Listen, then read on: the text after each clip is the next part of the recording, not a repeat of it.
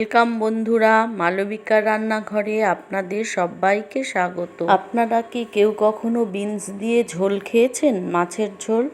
দেখুন, আজকে আমি বিনস আলু দিয়ে ঝোল বানাবো। এর জন্য নিয়ে নিয়েছি কাতলা মাছ। কড়াইতে 3 চামচ মতো তেল দিয়েছি, দিয়ে মাছটাকে ভেজে নেব। আমি আজকে সাদা তেল দিয়েই ঝোল বানাচ্ছি, আপনারা সর্ষের তেলও ব্যবহার করতে পারেন। আমি কাতলা মাছ নিয়েছি, আপনারা যে কোনো বড় মাছে এই ঝোলটা করতে পারেন।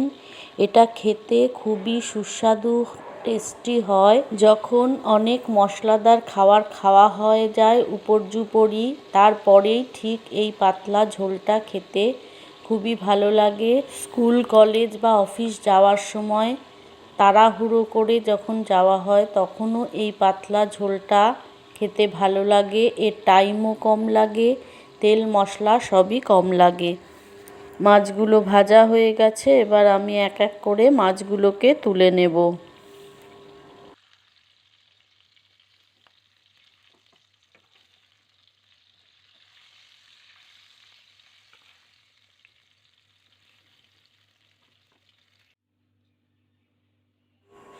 এবার কড়াইতে ওই তেলের মধ্যেই দিয়ে দিলাম শুকনো লঙ্কা আর কালো জিরে ফোড়ন, আর কাঁচা লঙ্কাও ভেঙে ভেঙে দিয়ে দিলাম। 3-4টে কাঁচা লঙ্কা দিলাম। এবার কেটে টুকরো করে রাখা আলুগুলো দিয়ে ভেজে নেব। গ্যাসের ফ্লেমটা আমি এই সময় মিডিয়াম টু লোতে রেখে আলুটাকে ভেজে নেব।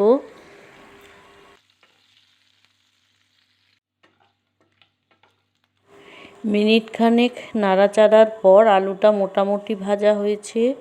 এবার আমি দিয়ে দেব কেটে রাখা বিনসগুলো।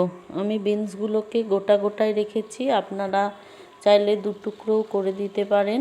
এই বিনসগুলোকে দিয়ে মিনিট খানেক নাড়াচাড়া করে নেব, অর্থাৎ ভেজে নেব।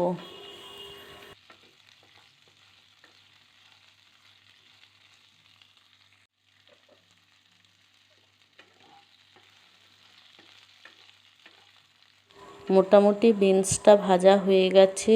এবার আমি মশলাগুলো এক এক করে দিয়ে দেব 1 চামচ জিরের গুঁড়ো, 1 চামচ ধনের গুঁড়ো, একটুখানি লঙ্কা, খুব সামান্যই, কাঁচা লঙ্কা যেহেতু দিয়েছি, আর 1/2 চামচ হলুদ গুঁড়ো, আর 1 চামচ আদা ও একটা টমেটো কুচি। এটা দিয়ে মশলাটাকে কষিয়ে নেব যতক্ষণ না তেল ছেড়ে বের হবে। আর দিয়ে দেব পরিমাণ মতো নুন। আমি 1/2 চামচের একটু বেশি নুন দিয়েছি এই পরিমাণ তরকারিতে। এবার টমেটোটা ধরে ধরে আস্তে আস্তে নাড়িয়ে ভাজা ভাজা করে নেব। নুন দেওয়ার ফলে টমেটোটা তাড়াতাড়ি গলেও গেছে। এবার পুরো মশলাটা, সবজিটাকে ভালো করে কষাবো। প্রয়োজন হলে একটু জলও দিতে পারি।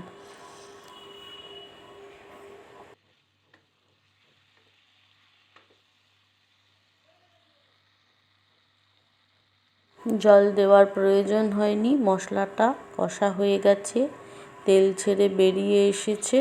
এবার আমি দিয়ে দেব গরম জল। পাতলা ঝোল হলে একটু জলটা বেশি পরিমাণে লাগবে। আমি 2 কাপ মতো জল দিয়েছি। এবার দিয়ে সবজিটাকে, ঝোলটাকে একটু মিনিট খানেক ফুটতে দেব। যেহেতু গরম জল দিয়েছি তাই তাড়াতাড়ি ফুটে যাবে। গরম জল দিলে খাবারের টেস্ট, ঝোলের টেস্ট অনেক বেশি ভালো হবে। এবার ঝোলটা ফুটে গেছে। এবার দিয়ে দেব ভেজে রাখা মাছটা। ভেজে রাখা মাছটা দিয়ে আরও মিনিট খানেক ফোটাবো, তাতে মাছটাও সেদ্ধ হয়ে যাবে আর সবজিটাও পুরোপুরি সেদ্ধ হয়ে যাবে। মাছটা দিয়ে একটু নাড়িয়ে চাড়িয়ে দিলাম যাতে জলের মধ্যে ডুবে থাকে, সেদ্ধ হতে সুবিধে হয়। মিনিট 2 ধরে ফুটিয়েছি এবং একটুখানি সময়, মিনিট খানেক ঢাকা দিয়ে গ্যাসের ফ্লেমটাকে সিম করে রেখে দিয়েছিলাম।